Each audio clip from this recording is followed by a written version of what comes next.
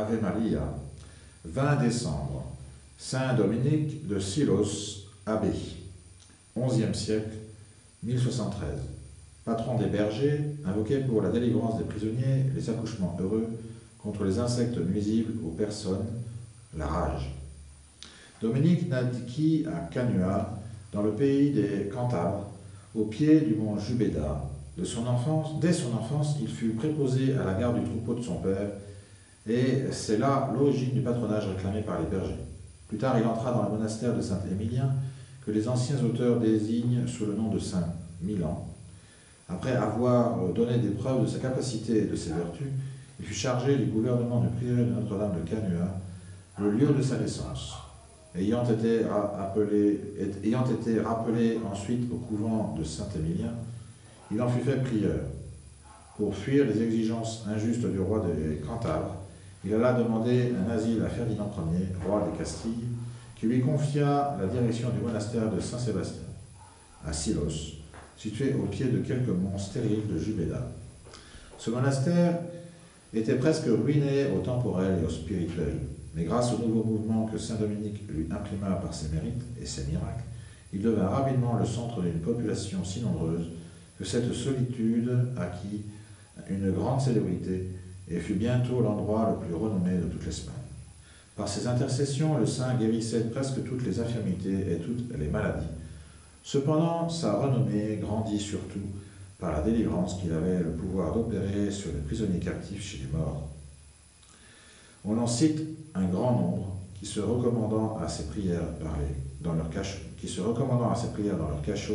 se trouvaient en un instant transportés sur quelques terres des chrétiens et quelquefois aux portes de son monastère, où il laissait pour témoignage, dit Ribadanera, leurs chaînes et leurs menottes, reconnaissant Dieu pour auteur de leur liberté et saint Dominique de Silos pour leur médiateur.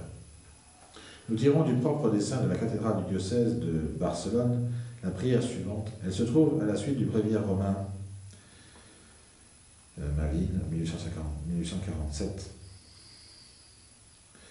Dieu qui avait décoré votre Église par les mérites éclatants de la vie du bienheureux Dominique, votre confesseur, et qui l'avait réjoui par ses glorieux miracles pour la délivrance des captifs, faites que nous, vos serviteurs, nous soyons instruits par ces exemples, et que, par son intercession, nous soyons délivrés de toute servitude du vice par le Seigneur Jésus, etc.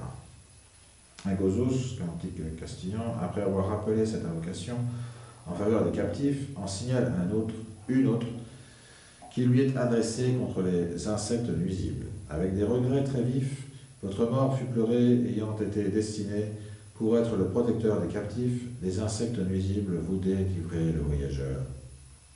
Saint Dominique rendit son âme à Dieu en l'an 1073. Le jour même de son trépas, quelques enfants le virent monter au ciel, la tête couronnée d'une triple couronne, au milieu d'une troupe d'anges et d'une éclatante lumière. Son corps fut enseveli dans le monastère de Saint-Sébastien, qui depuis a pris le nom de Saint Dominique de Silos.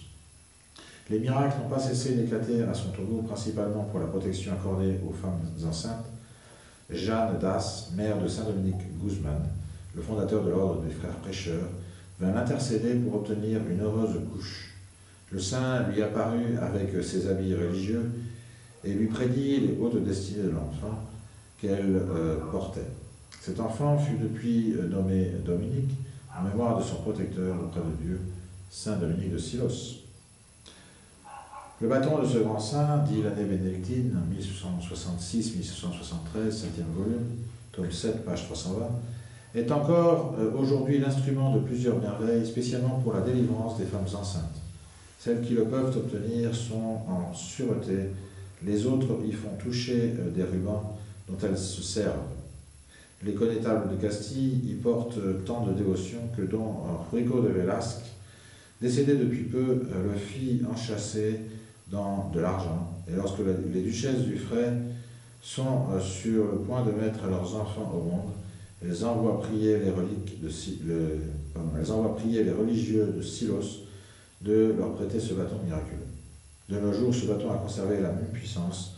À la suite de l'exécution des décrets contre la congrégation de France, les bénédictins de Ligugé s'étaient réfugiés à Silos, dans l'ancien monastère de Saint-Dominique, et de don Bourrigaud, abbé de Saint-Martin de Ligugé, écrivait de Silos même, à la date du 13 janvier 1881, « Je ne veux pas terminer cette lettre sans vous dire un mot d'une des plus importantes reliques de notre trésor.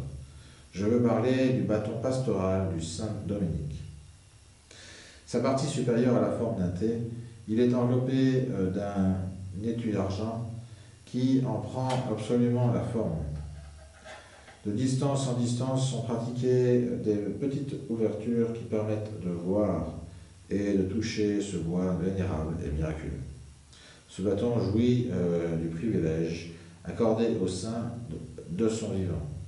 On peut dire aussi que sa spécialité est l'heureuse délivrance des femmes enceintes.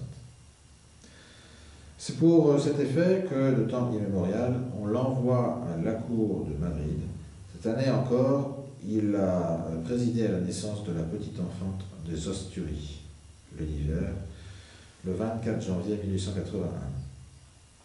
Dans le firmament almanach de Saragosse de 1876, Saint-Dominique est qualifié d'abogada contre hydrophobia, avocat contre la rage, dicton espagnol sur Saint-Dominique. Les faire de Saint-Dominique n'y suffirait pas pour dire qu'il n'y a rien à faire dans le but d'obtenir une solution quelconque. Tant le saint avait délivré de prisonniers dont les fers étaient suspendus à la porte des églises sous son vocal. Madame Bénédictine, la mère de Blémur, grande ville des saints de Plancy.